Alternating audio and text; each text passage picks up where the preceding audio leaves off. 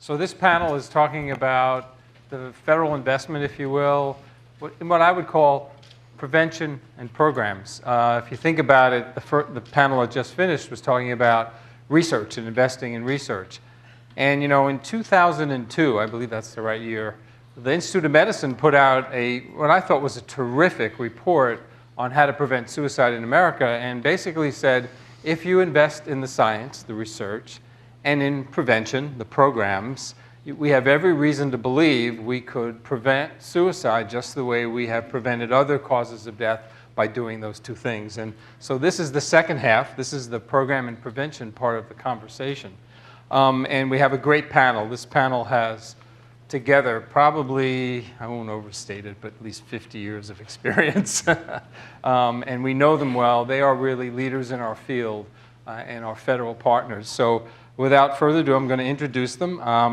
And their bios, by the way, are in your materials. So I'm just going to give name and title. But please look at their information and about their experience. It's very impressive. So with me is Elizabeth Reimels.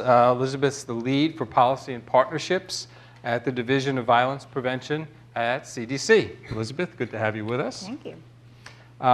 Next to Elizabeth is Dr. Richard McKeon. Richard is the chief for the Suicide Prevention Branch at SAMHSA, the Substance Abuse and Mental Health Services Administration. Richard, thank you. Honored to be here. And far end is Dr. John Draper.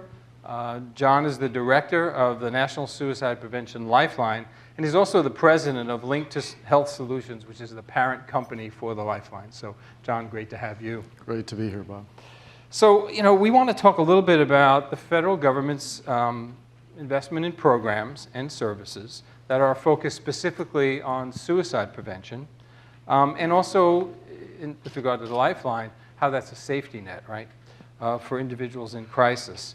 And we have tremendous expertise on the panel, so what we really want to do is learn from them, learn about the programs in their various agencies, and use that to instruct us as we go to the Hill tomorrow. They are here to educate us. We can educate our elected officials. And we also want to explore not only the programs that are currently being operated and how they work, a little bit about them.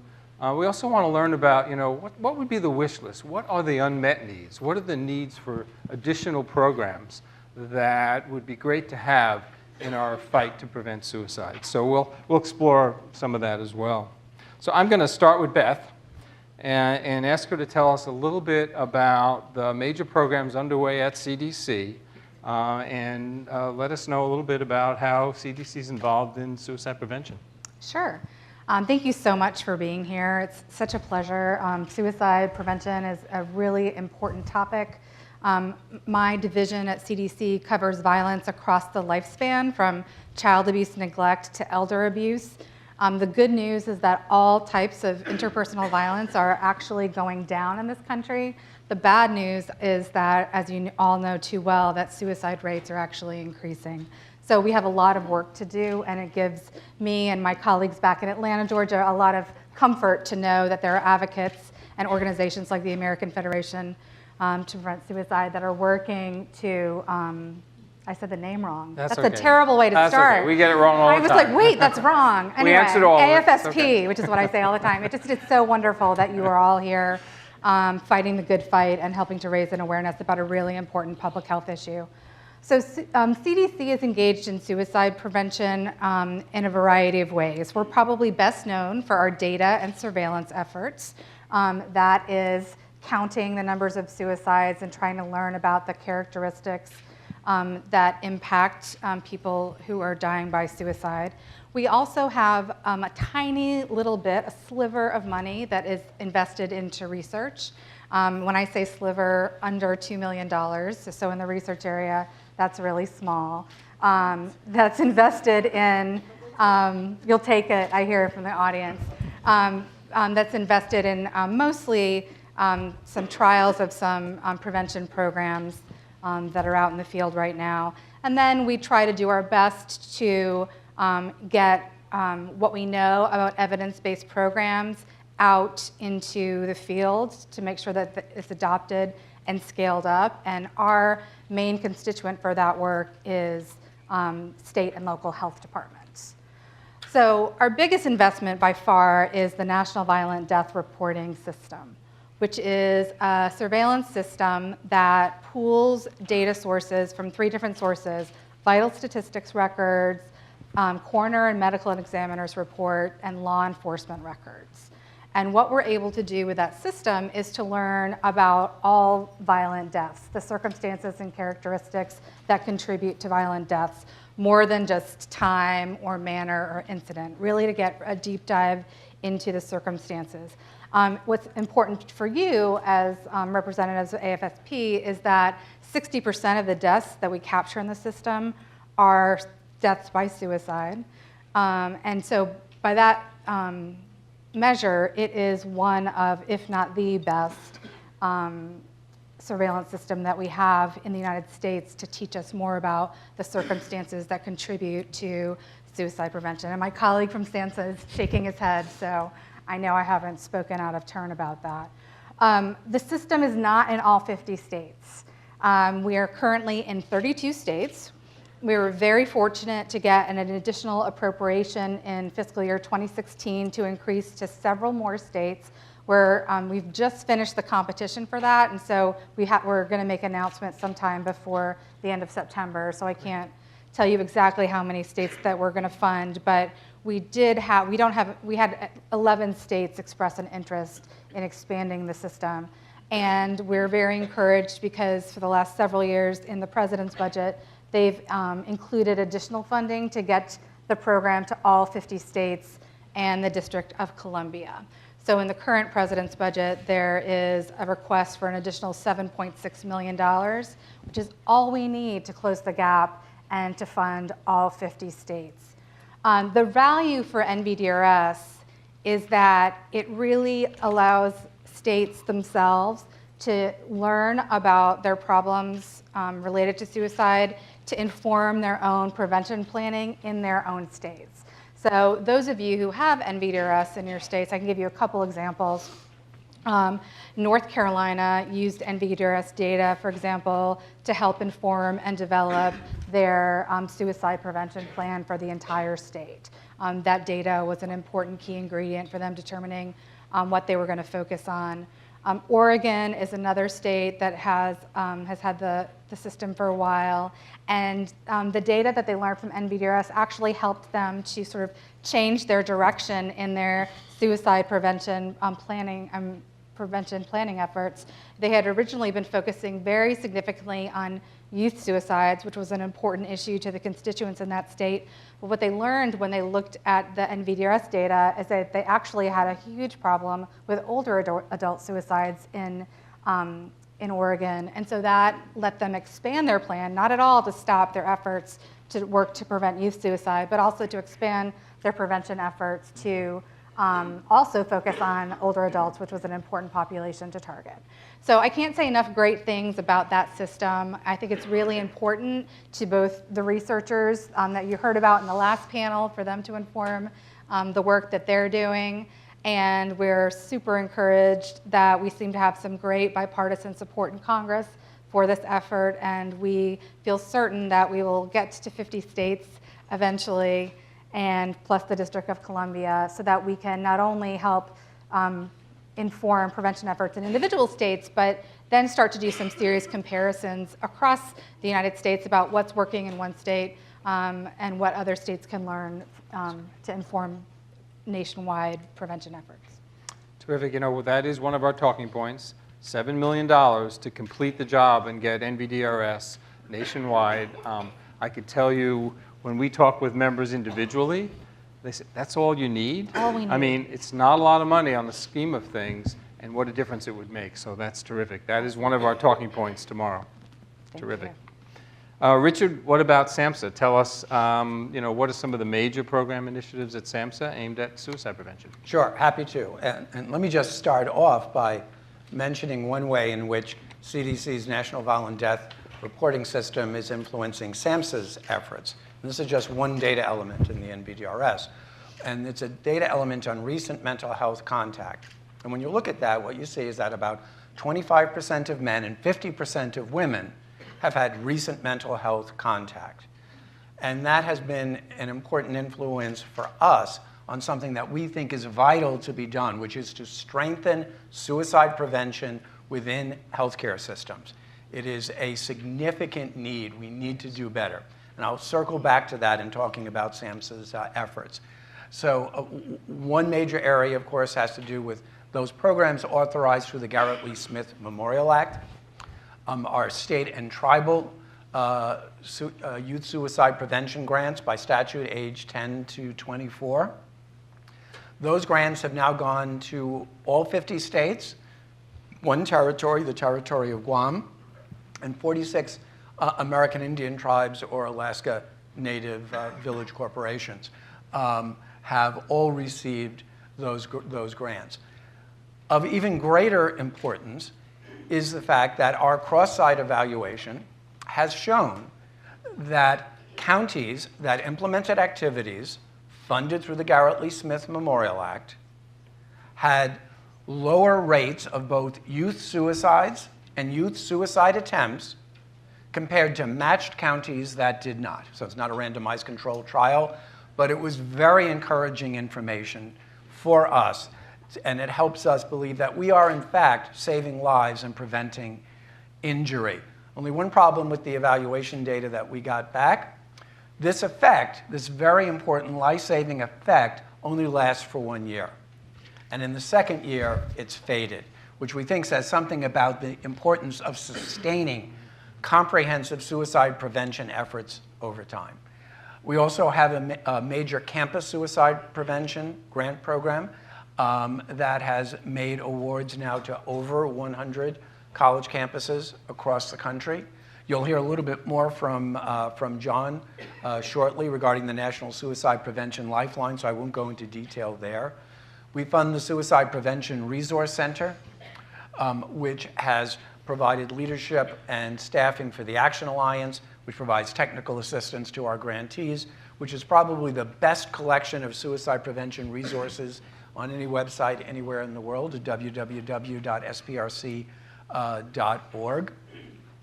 We also have a major and expanding focus on suicide prevention in tribal communities.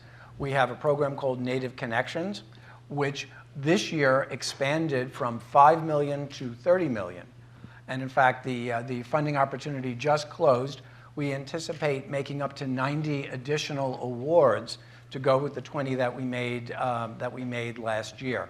These grants focus on suicide and substance abuse for tribes and tribal organizations. So that's the focus of that. And the final thing let me mention is a small program, but it's a particularly important one. We have $2 million going to 4 grants focusing on adult suicide prevention.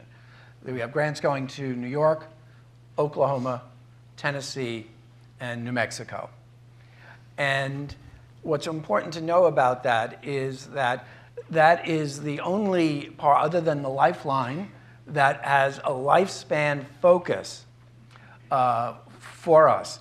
And that's particularly important given where many of the deaths actually take place. It was for that reason that in the president's budget this year, that small $4 $2 million program was expanded to a $30 million proposal focused on zero suicide. Okay. Because, and we actually, there's a chart showing this in the HHS Secretaries in Brief for the FY17 budget that shows where SAMHSA's dollars for suicide prevention goes, and which is mostly youth focused, and then where most of the deaths go, which are mostly among adults. So the importance for educating policymakers that our suicide prevention efforts have a significant gap in the center of it. We're doing an awful lot on youth suicide prevention, and we're really encouraged, okay? And we're doing an awful lot for special populations in the Veterans Administration and the Department of Defense, who I think you heard about earlier today, and among special populations like American Indian, Alaska Natives. But for adults as a whole, we don't have a national initiative. So, but those are, it is in the President's fiscal year 2017 budget as a proposal, but as you know, it will only actually happen if Congress acts. Great, Richard. I think most of you know, or maybe you don't know, that the Garrett Lee Smith Act came about because a member of Congress, Senator Gordon Smith, lost his son Garrett, and his colleagues really rallied behind him in terms of this legislation some years ago now, probably a dozen years. And you know, we may not have had it, frankly, but to think we don't have anything comparable for adults is a real gap, and you know, we have to be advocating to looking at over the lifespan. Yes, sustainability, which is an important point you made, because if you take these programs away, things will go back. And so one of our messages, clearly, as part of mental health reform, is to make sure that the Garrett Lee Smith is part of our ongoing efforts, that it's not a program that can then be cut because it wasn't fully authorized. And we would like to get more money for it as well. So, but that gap is really important in terms of adults. So, terrific work, and thank you, Richard, for all that. And by the way, we are partners in lots of those efforts through the Action Alliance, which we're partners with, and we work closely with SPRC. Tomorrow evening at our awards program, Jerry Reed, who heads up the SPRC, will be joining me in presenting an award to Senator Reed. So you'll get to meet Jerry. Terrific. John, on to you. You know, the Lifeline has become the nation's safety net. But I would venture to say probably most people don't fully understand how it works. Tell us a little bit maybe about how it's structured, what role the local crisis centers play in that structure. Happy to talk about that, Bob. But first, I wanted to note while I was sitting out in the audience with y'all and looking around, I was thinking, you know, these are really my people. These are the people, just like our crisis services folks, who are all about action, who say, I'm dedicated to do whatever it takes to prevent suicide. I want to do something today. So it is great to be with you all. I really feel like I'm part of a family here. So thanks for inviting me, Bob. You are. But I'll tell you a little bit about our family, the National Suicide Prevention Lifeline and its network. Just imagine a service where you could be driving down Highway 1 at 3 a.m. in the morning in California, in desperate straits, or you could be in a cottage in Alaska at 10 p.m. and no one scheduled your crisis. You need help right now. And you can phone from anywhere at any time and get that help from that voice, from a trained person who knows how to help you if you're suicidal.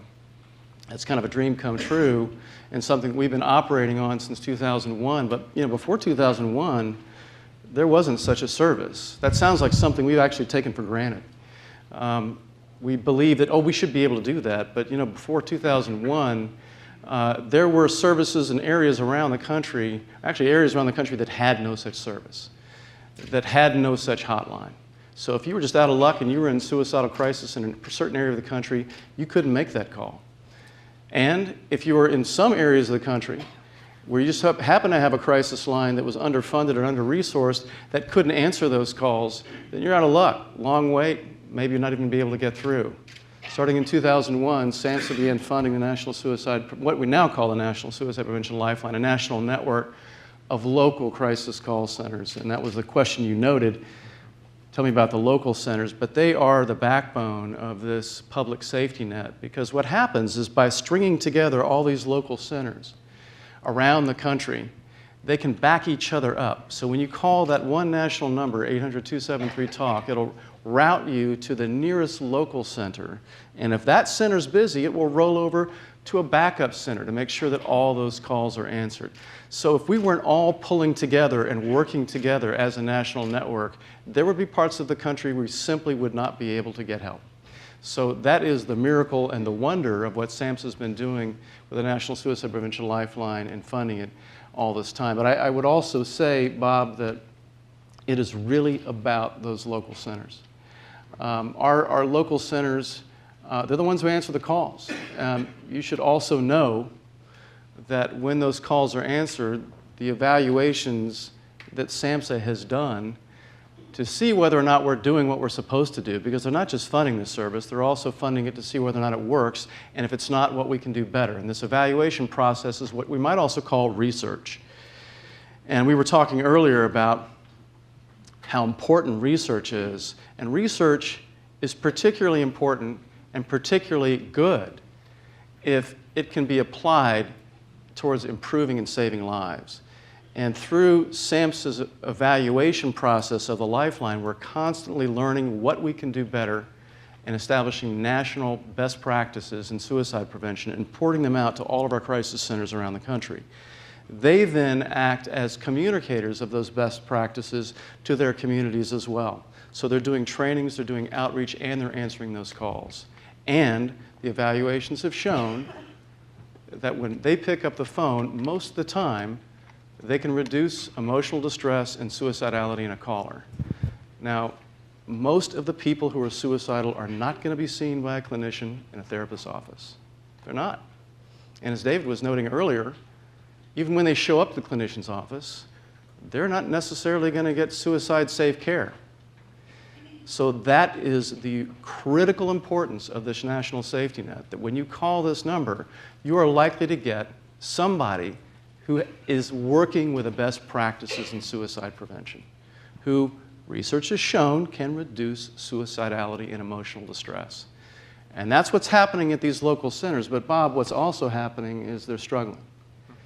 And that is something that you all need to know, is that while the service is free to the community, it is not freely provided by these centers who are, in fact, struggling. A number of them, they all, actually 75% of them in a recent survey said that their calls are going up and the funding rate is either flat or down. So they're either being cut or they're not having concomitant funding in accordance with the volume they're managing. They're an afterthought. So this national safety net that we so rely on, that is going to get 1.7 million calls this year, also needs help.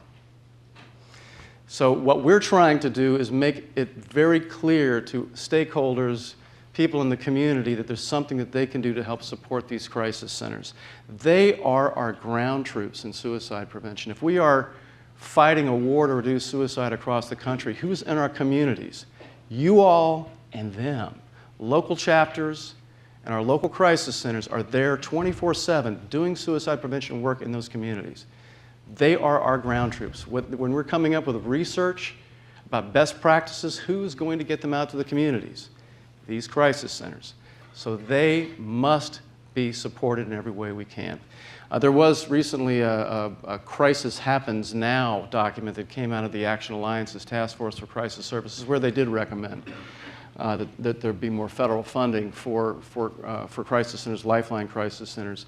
And again, it's something just to note that there is a need for support for them. I also wanted to note, though, that the work that we've been doing in porting out the research and best practices that SAMHSA's evaluations have enabled us to do have not only made a difference at the crisis center level, but we've also seen that there are recent research that was done by RAND Corporation when they compared Lifeline centers to non-Lifeline centers, that our centers did a better job in assessing for suicide risk and reducing emotional distress. So what SAMHSA is doing with the Lifeline and what our crisis centers are doing in your community is making a difference. So we appreciate everything that you can do to better support them. That's great. Thank you, John. A couple of walk-away points there. The mental health reform legislation does include, for the first time, the authorization for the Lifeline. It has never, believe it or not, after all these years, never really been authorized, which makes it vulnerable to cuts, although I can't imagine that any member would want to cut our safety net. But this protects it, and hopefully will allow us to build on the funding for it over time. But we also have decided in our talking points to begin the conversation to try to get additional federal dollars that would go to the Lifeline local centers, which has not happened before, because most of them are relying on local fundraising and maybe some local state monies and municipal monies. But we need to beef up the capacity. If the volume's going up and the capacity's not growing with it, we could really end up having a real deficit in terms of our ability to respond, and that's a problem. I just am curious, how many of you know your local crisis center, have visited it, worked with them? Maybe they've been at your walks, if you have. Thank you. All right, about half.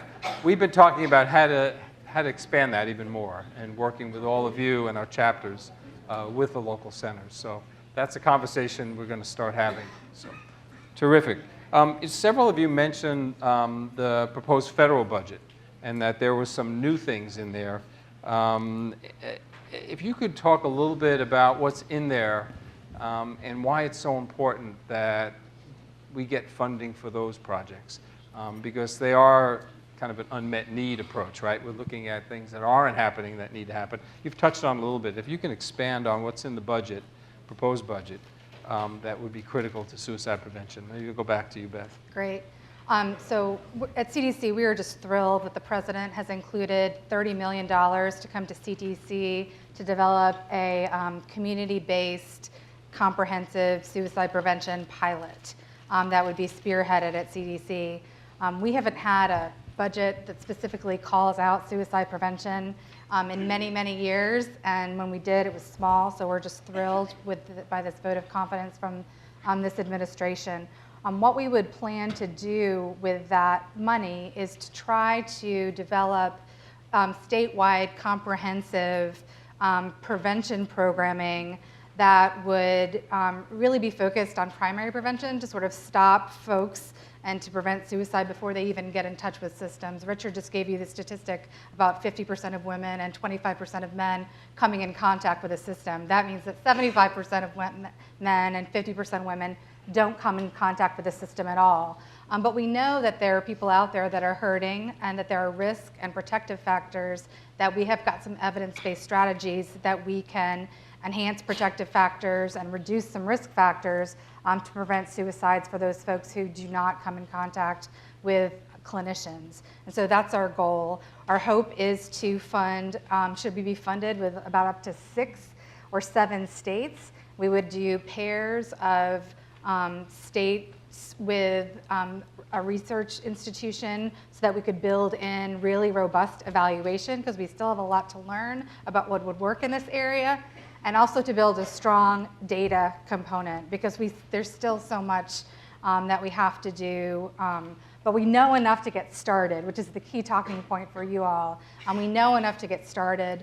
This work and this project will be guided by a technical package, which is a terrible word, but CDC is getting ready to release basically a document, which is a guide to states and communities about what the state of the evidence is in best practice for prevention. We'll be releasing that in 2017, and it will focus on prevention strategies across what we call the socio-ecological model. So that means what are individual-based strategies, what are family-based strategies, what are community-based strategies, what are greater society-based strategies. We'll have strategies in all of those buckets that we know could work now if we could just scale them up. And that document, which is currently in development, will be guiding the work of these state pilots. And our hope is that we can learn a lot about what we can do at the community level to really stop the tide and help relieve some of the burden on our clinical systems of care. So we're super excited, and we've gotten some really good support. It's a tough year budget-wise, but it's so important that we have programs that focus not just on the clinical side, but also on the community side, that do the public health approach as well as the health systems approach, because it's a big problem that's growing, and it's time for all hands on deck. We just can't wait anymore. That's great. You may want to talk a little bit about the Colorado model that's being developed, which has kind of been the spearhead for this. Yes. We've so been are there folks here from Colorado? Well. Yep, Colorado, there we go. So we were inspired by some work that's happening right now in Colorado without any money, with support from the Rochester Injury Control and Research Center, which CDC funds, that's been really looking at comprehensive ways to bring together the current resources within Colorado to really start focusing on suicide prevention. So we've been paying attention. We've been super thrilled and excited. We think there's a lot of promise there, enough so that that we wanted to include this proposal in the president's budget to maybe get some support out to other states who are interested in doing the same type of work.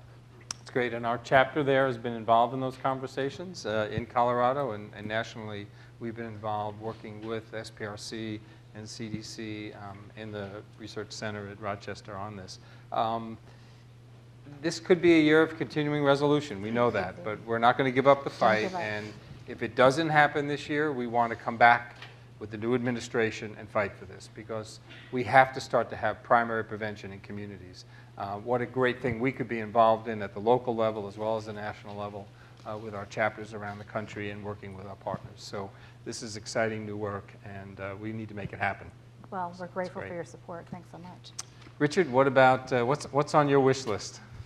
Well, the president's budget includes, as I mentioned before, an expansion of our current $2 million effort focused on adult suicide prevention to $30 million. So this would be a tremendously important addition, given the fact that we know that of the more than 40,000 suicides that take place, so only about 5,000, which is of course way too many, are in the age 10 to 24 or 24 and below age range. So most of them overwhelmingly are among adults. The centerpiece of the proposed $30 million adult suicide prevention, it focuses around the Zero Suicide Initiative. And there is currently, as many of you know, a Zero Suicide Initiative that's going on.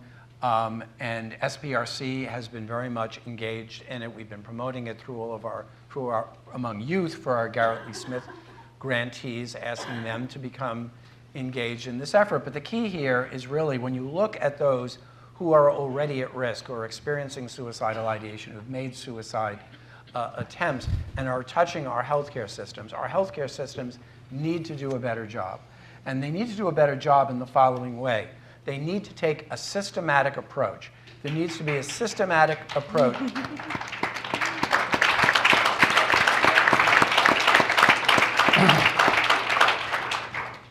There needs to be a systematic application of what we now know in clinical suicidology. And it can't just be individual heroic efforts of somebody on a crisis line or a clinician in an emergency room or a psychotherapist. Systems have to take responsibility, have to show leadership, and we now know the things that need to be done. The Henry Ford healthcare system showed a marked reduction, 6 quarters in a row within their health system without a death by suicide. We are currently working with healthcare systems and states around this. Centerstone has reduced suicides by 60% as well. They're readying that information for publication. So what it requires is an effort to systematically work on identifying those who are at risk, using an approach to screening. Sometimes you don't need to screen to know somebody's at risk. If somebody touches the system and they've made a suicide attempt, it's clear that, that they need focused attention. So there needs to be a focus on identification, on training, because many clinicians say that they are anxious about working with suicidal people. And so there is a need for training. There's a need for evidence-based treatments such as CAMS and dialectical behavior therapy, cognitive behavior therapy. And there's a real need for focus on quality improvement and care transitions. We lose too many people in the lethal gaps between our systems. SAMHSA recently published some really important information. I'm just going to mention it briefly. Please. Okay? For the first time, we now know the mortality rate from suicide of adult suicide attempters in the United States. Okay? 3% of adults 18 and over who attempt suicide will die by suicide within a year. Okay? When you look at men, it's higher. When you look at those 45 and over who have less than a high school education, the number is 16%, 1 in 6. Okay? So this says that there is a very important need to target people who have made suicide attempts and do active outreach to them when they touch our emergency rooms, when they are being discharged from inpatient units. So those are really important areas for all of us to focus on. The Zero Suicide proposal would help us build on the work already being done. 15 states are now part of a community of practice working with SPRC around this, and we'll be happy to get information for you if you want to know if your state is among them. If not, you may want to encourage your state to be looking at this. Our goal would be that each state shows the kind of leadership that these 15 states have, and including some of the states that have shown the courage to actually look at how many deaths by suicide are occurring within their public behavioral health care system. These are real profiles in courage of places like Kentucky, New York, Vermont, Montana, and several others that are looking at this on a systematic way and using it to try to help guide their efforts. You know, this morning, I don't know if you were here, Richard, we talked a little bit about, you know, our goal to try to reduce the suicide rate 20% within 10 years. And from the analysis, and you were on the advisory on this, you know, we realized these clinical settings and these systems approaches give us the best chance to get those numbers down the fastest and the deepest. And zero suicide is a big part of our thinking and how we can play a part in helping to expand it. So, but we also need the federal government to increase its investment. And, you know, again, if it's a continuing resolution, it may be tough this year, but we need to start that conversation with our members to say, this is the way we can get the numbers down. It's going up. We want to bring it down. These are some of the ways we know we can get it down. So I thank you. Thank you for that. Quickly, John, what's on your wish list? I want to note something else relative to zero suicide. The focus in zero suicide are healthcare systems, behavioral healthcare systems, changing clinical practice, which we absolutely must do. One of the things, though, I think that is very important the Action Alliance is just beginning to really focus on, too, is beyond the healthcare systems, what can we do in the community? Richard was talking about how the gatekeeper trainings that were done by the Garrett Lee Smith Memorial Act grantees reduced suicide for a year. They were out in the community training people. It's not just send them to the clinic or just send them to the Lifeline and that will make a difference. You can make a difference. People in the community do not necessarily have to always rely on professionals to save a life. Most lives are saved by you and your friends and your family members and the people in your community that are caring about and listening to people who are in crisis. So what we need to do a better job of as a community is not just rely on changing our clinical care systems, but really going into schools, going into churches, going into community agencies, working with our local crisis centers, doing the outreach to give very basic messages about how to give caring connective moments to people who are in crisis. It can be done. And it can be done a lot more easily if we all do it together. So I just wanted to note that. That's terrific. I mean, you know, we've heard this phrase before, but it is so apropos, and that is, you know, suicide prevention is everybody's business. Yep. It's not any one group in our society. It cuts across everyone. So well said. What would be your wish list? And Richard's paying attention. This is going to get it next budget. Yeah, I'll have to tell Richard over a few drinks what my wish list is. Buttonhole. But you can tell them right, too. No, but, well, and we're also being, you know, I think you can guess what's on the world. top of my wish list, which is really better support for our local crisis centers.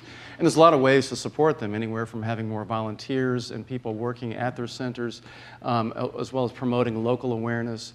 But naturally, they're under-resourced, and we don't want our crisis centers to be in crisis. Again, they are the ground troops, and just like in any war, what we have to do is focus on getting to the people in their communities and making the changes there. And that's what crisis centers are doing, so you can help them do that. I want you to know there are several that are closing their doors as we speak because they do not have enough funds. So as we think about this public safety net and we're promoting this number, know that there's something more that you might also be able to do beyond just promoting the number. That's great. So what are our talking points? Finish the job with NVDRS, sustain the Garrett Lee Smith program, the Lifeline, and look at additional funds for crisis centers themselves, and some of these great new ideas for prevention, whether it be through zero suicide or this comprehensive community approach. It's going to take some money, but it's not so much money that we can't afford to do it as a country. So I think, you know, part of our message tomorrow is we have to make these things more important, and we have to convey that to our legislators. So that's great. We're going to take some questions from the group now. Bob, we've got some great questions. So All right. I've organized them in 3 piles. So Beth, you're going to get the first couple. The hardest ones. We'll do them together. what should our advocates say if they go into a congressional office and are told that the collection of information by NVDRS is really a state activity and shouldn't be funded by the federal government? That's a really... And then can you give our advocates a specific example of how data from NVDRS that wouldn't otherwise be available has been used to inform the prevention efforts? Great. Aren't those two great questions? Those are great questions. Stump the speaker. So the first question was, what do you tell a congressperson who says it's really the state should fund be it? doing this anyway? I would say that the NVDRS system has been around for nearly a decade, and if states had the resources to be doing this on their own, they would have done it so far, and that the federal resources are just critical. I would also say that in addition to the states needing the fiscal support from the federal government, that there's some value add that we provide at the Centers for Disease Control. We develop the software that helps them actually collect the data. We clean the data. We provide technical assistance to them. We also provide research restricted access database so that researchers can use the data. So it really is a collaborative effort and a really great example between the states and the federal government as far as collaboration. And then the other thing I would also stress is that it's a pretty economical system when you're talking about surveillance systems. And so we really operate it in a very streamlined way, and so it's a very small investment for a very big reward. Can I add something? Sure. Correct me if I'm wrong. If every state was left to do it on its own, we might not have the standardization of what's being collected in a way that we could draw out Absolutely. kind of the national comparison. information. That's probably the most important thing, so thank you for I just capturing wondered. that. No. All right, John, I'm going to bunch three questions together because they're all somewhat related. So much to your point, we have folks here that are telling us they're from Rhode Island and Connecticut. Due to funding issues that you spoke about, will no longer have the calls answered in their states, but they may be answered by people in Florida and Nebraska. So what do we do about that? Another person says, how does one start a crisis center? Is there a local need in our states? And then, but last but not least, which type of training goes along with the National Lifeline? Would survivors of suicide loss be a good fit for the Lifeline? So all great questions. Let's start with, I'll go from the most recent question, survivors of suicide loss. Actually, many of them do work on the Lifeline as volunteers. Many of our crisis centers have support groups for loss survivors. Many of them have them on their board. Many of them count that is helping loss survivors and supporting them as a part of their mission. We recently did a survey of our crisis centers, and they said just that. Most of them are. So it really goes to the second point about how do you start a crisis center. I would say always go to your local crisis center first, if there is one. If you're a loss survivor and looking to provide more support or build upon what's there, it's much easier to do that than it is to start from scratch. As we can see, we're already having enough trouble and much of a challenge trying to maintain our current resources. So making those more diffuse and trying to pull more money out of the air is going to be a challenge. So work with your local centers. Many of them are very, very interested in working with loss survivors, and many of them do. And the first question was? It was about Rhode Island, Rhode Island losing their service and right. We're seeing this more and more the case. As I was noting, there's a few centers that are dropping out of the network because they just simply can't afford it anymore. Because it's not just, keep in mind that all of our local centers are not just answering Lifeline calls. About 15% of their calls on average are Lifeline calls, meaning about 85% are the local calls. So when those calls are going up and the Lifeline calls are going up and funding is not, what are they going to do? So their local funders are saying, no, you just got to answer these calls. And so they're saying, we can't really necessarily take the Lifeline calls. So they're rolling out of the state. And again, this is the beauty of our national network, is that we have resources to actually answer those, but they're being burdened too. What local resources also aren't aware of is that the Lifeline is a marketing machine. You all know about this. You're promoting the Lifeline number everywhere. When you go on Google, you type in suicide, what comes up? The Lifeline. So that's the number that people are going to continue to be calling. Those calls are going to continue to go up. So you might be marketing your local number, but while you're doing that, the Lifeline is also marketing this number and taking calls away from your area if you're not being able to answer them locally. So that's always going to be a tension and a challenge. And so unless we can say, no, these Lifeline calls are your calls and you should be funding them, then we're going to have this problem. And I think one of the things that we've been discussing with SAMHSA, and we understand from our centers, is that because Lifeline is really, it's considered to be a delivery mechanism for local callers. But it's kind of that same question about NVDRS, what's the federal interest in this? And it is a public health issue across the country that we have got to address together.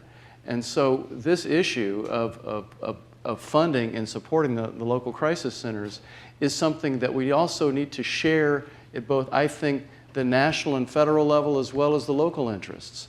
That we need to say, yes, we're opening up these portals, but also we want to do whatever we can to support them at the national level too. And that's what we're trying to do with the Lifeline for sure. We're doing whatever we can to help the local centers. And we just implore you to do the same. And if I just might add Sure, a Richard. couple of things are in there. So what it really speaks to is the importance of states investing in their own crisis systems.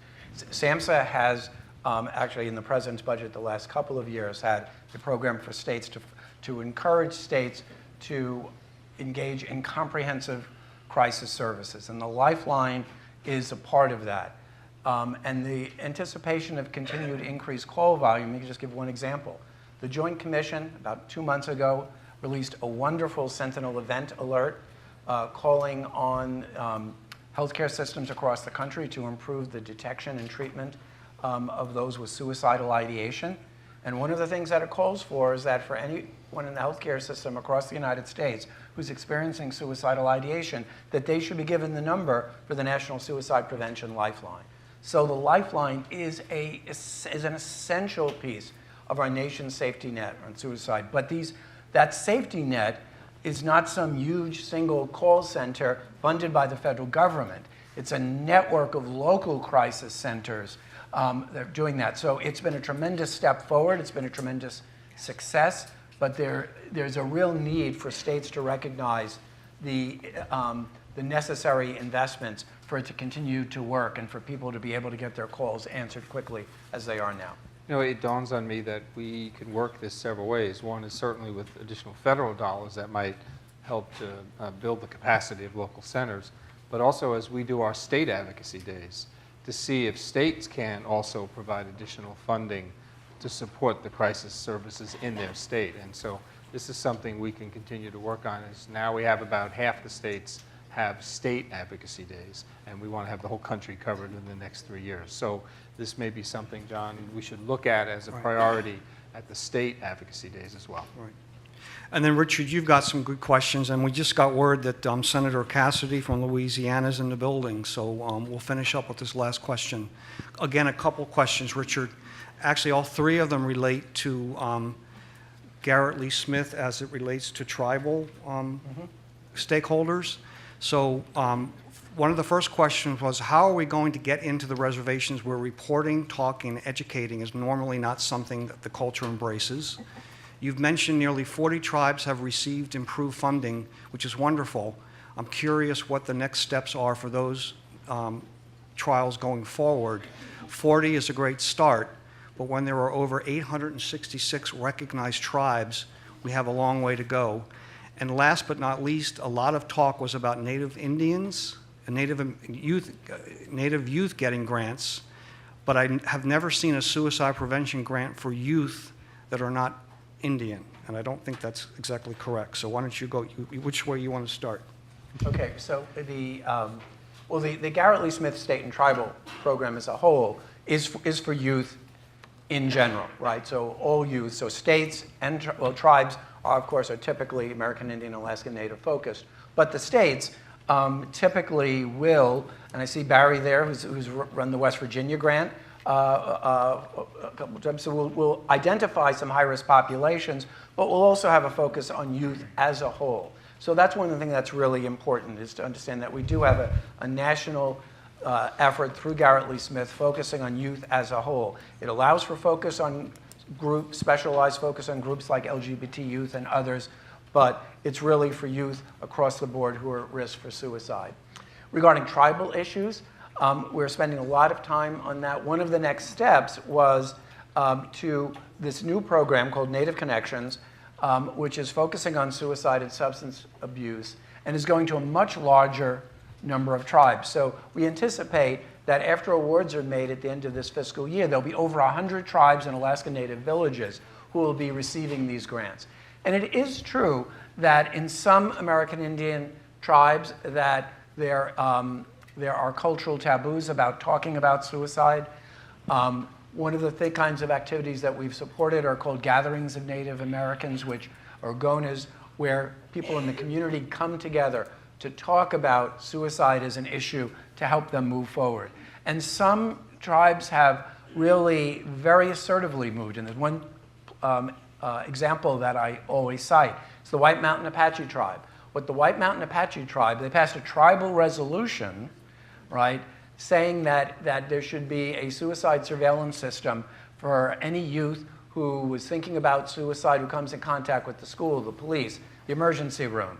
And then any youth who is reported to that system gets followed up in real time within 24 or 48 hours, often in their home. And so this, and they're showing impressive results, and they have an article in press that'll be coming out showing that. I mean, that's an example of a tribe that says, this is a problem for our tribe, we're going to take steps. They've worked in partner with the Johns Hopkins Center for American Indian Health to move that forward. And then what we do is that we look at what's happening in tribes, as well as in states across the country, to saying, where are advances being made? Where are the lessons that we can learn that can spread from one tribe to another tribe, one state to another state, so we don't have to reinvent the wheel. We all have to learn together. We know suicide prevention is not easy. We know it's challenging. We have to learn from each other's efforts and continue to improve and continue to make progress. Okay, thank you, Richard. Again, these three individuals represent some really important, terrific agencies. So the other questions that weren't answered, Trevor and I will be around all night tonight, so as you break into state groups later, we'll be glad to answer any of the questions. But again, thank you. I mean, you often hear that federal employees or federal contractors are money grubbers or people that don't care about what's going on, and you guys are the quintessential representatives of government truly working for the people. So thank you so much. We really appreciate it. If you'll all stay in your seats, because we're going to have our next panel.